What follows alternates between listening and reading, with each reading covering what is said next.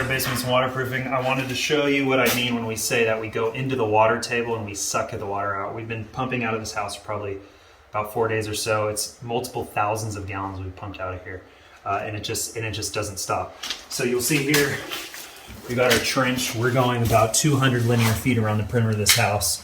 We got the pump off, that's why it's just sitting, but we're at almost 4 inches of water right here.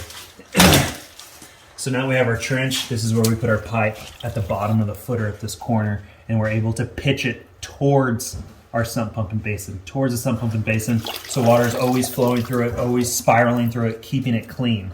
And this thing will never clog because of that. And we put multiple yards of gravel in here, so it's filtered through before it even gets in here. That's why this is self-cleaning, and it'll last the life of the home.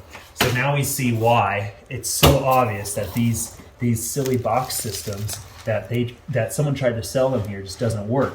They want to come in here and they want to put this drain here at the top of the footer when all the water's down here. So when the water rises to flood the basement, it has to flood the basement to get in here, and they're not able to get any pitch. They're not able to make it angle towards the pump and basin, so they have to come in here and clean it every 6 months, a year or so, because the water just stays in here and gets all stinky and musty.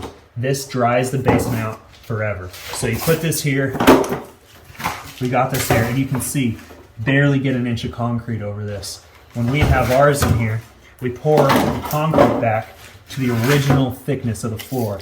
The proper structure of the house is, there's no question that this is the right way to do it. Not some half-inch rat slab back on top of your drainage system that doesn't even drain and doesn't even work.